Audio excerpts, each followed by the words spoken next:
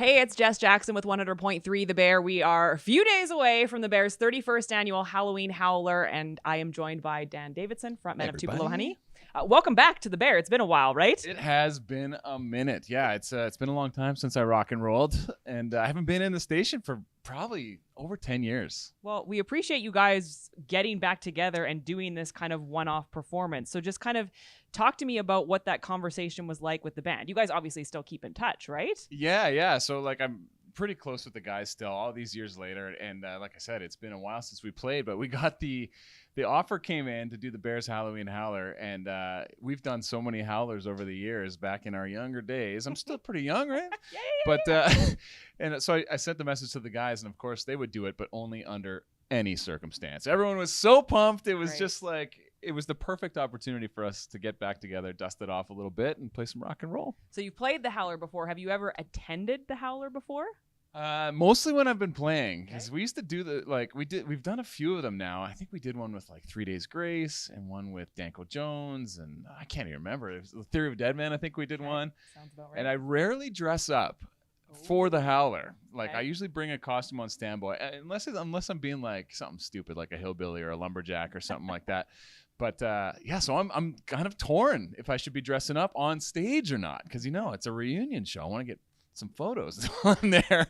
Do I want to look like a clown on stage? Well, I already look like a clown on stage. Well, I was throwing this idea at the people that don't really want to dress up. I said, why don't you just dress up as you would have dressed up going to a Tupelo Honey show in, say, I don't know, the early 2000s, right? So just dress up as Dan Davidson in the early 2000s. That's that right. works. Bleach those tips or whatever you got to do. Let's dust off those early 2000s haircuts. So going back to Tupelo Honey days, can you give me kind of a run through of some of the great bands that you guys did get to open up for, and then maybe how you feel opening up for Fuel and Lit? Yeah, we had such a good fun run together. Like, we were one of the lucky ones, between us, Social Code, and 10 Second Epic. We were kind of like the bands around town, and we'd run into each other all over the country all the time. But at home, it was always so special to be able to play in some of our big venues. Like, we got to the top of our resume is always opening for Bon Jovi at Rogers Place or Rexall Place back then. And we did that as well in Calgary. But we've played with Billy Talent and Theory of Dead Man and Metric and Default and everybody I can think of, like the Danko Joneses of the world. And it was, I think the only big Canadian band we didn't open for was probably Nickelback. And I have regrets. I'm just like, why, Chad? Bring me on tour. Okay, Chad, if you're listening, now's the time. Now's the time. Okay, so this being, a one-off performance, is there maybe any plans to go out again as Tupelo Honey, or maybe here and there if you're asked?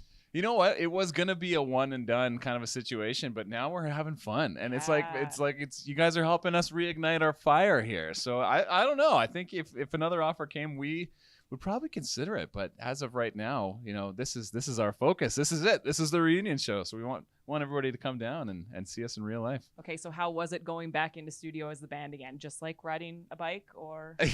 yeah, kind of. A really strange, uncomfortable bike. Yeah. No, it was actually awesome. Like, I thought for sure it was going to be so rusty, and I was going to walk out of there going, "Oh my God, what have we done?" But we were a lot better than I thought. A couple rehearsals later, we're right back on top of things here. So feeling pretty good about it, I gotta say.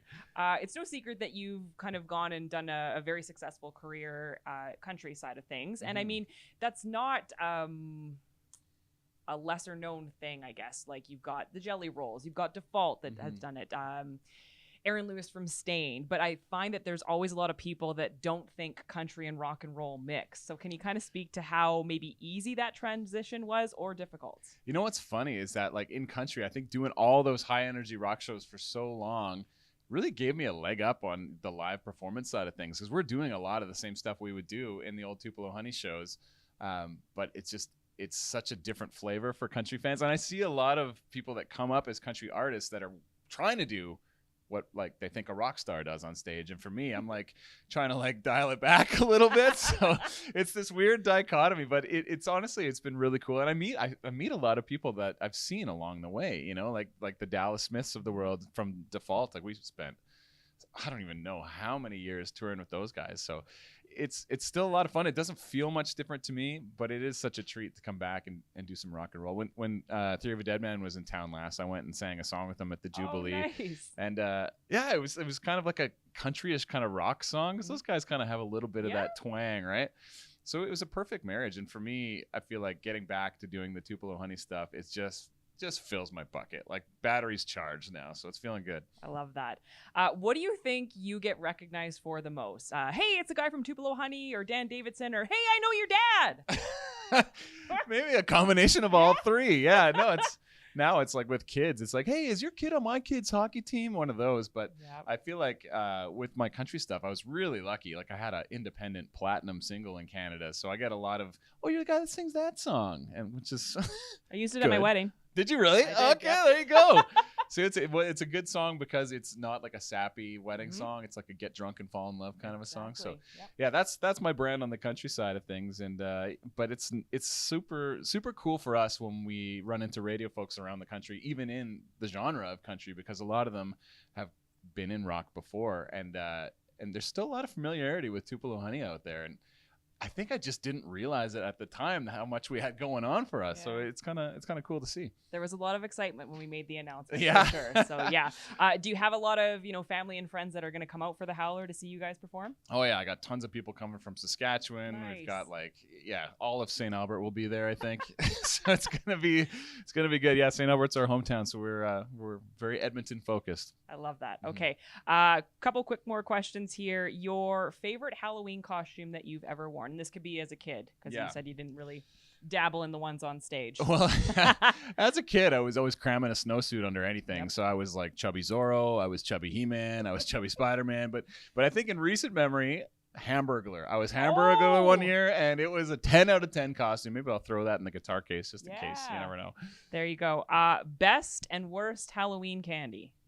Best is Coffee Crisp. Okay. Yep. It's just like, it's a nice light snack. Yes, it says it right on the package, I think. But the little mini ones, I steal those from my kids all the time. The worst has got to be candy corn or Tootsie Rolls. Like, that is like, that's what a mean grandma gives you. Handful of those. I hand those over to my dad. Yeah. There you go. Are you a scary movie watcher? Yes. Yeah, I am. I don't get to watch a lot of them because my wife hates them. So it's usually when I'm on a plane going to a gig, I'll watch the grossest horror movie and just hope that a kid behind me doesn't see over my shoulders. But I think my favorite all-time horror movie has got to be Evil Dead 2. Okay. Bruce Campbell, made in the late 80s. Yep. And it is just insanity. Like, the special effects are terrible. He's over the top. He's like a cartoon character. Best part of the movie, though, is Evil Dead 2 is just a remake of Evil Dead 1. It's not even a continuation. It's bizarre. I love it. Okay. And of all the Halloween candy, what would you never hand out at your house?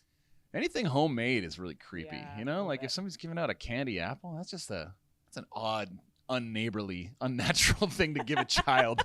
So don't do that. No. All right. And maybe just a message to the fans, old and new, that are maybe thinking about coming to the Howler and coming to see Tupelo Honey. Yeah, I mean, anybody that's seen our band before, thanks for sticking with us through the years. We've gone through a lot. We had a member change, and it's just so cool to see so much support from people, no matter what era of Tupelo Honey they're familiar with. And we just can't wait to get back out there and play for y'all. I love it. Okay, so the Bears' 31st annual Halloween Howler, October 24th, River Cree Resort and Casino. VIP is sold out. We have a low ticket warning, so grab them before they are gone. Events section of thebearrocks.com, and you get to see Tupelo Honey I'll be there. On stage. 100.3 The Bears' 31st annual Halloween Howler. October 24th at the River Cree Resort and Casino with Fuel and Lead. Plus reuniting for one night only. Edmonton's own Tupelo Honey and DJ Quake. Get your tickets now at Ticketmaster.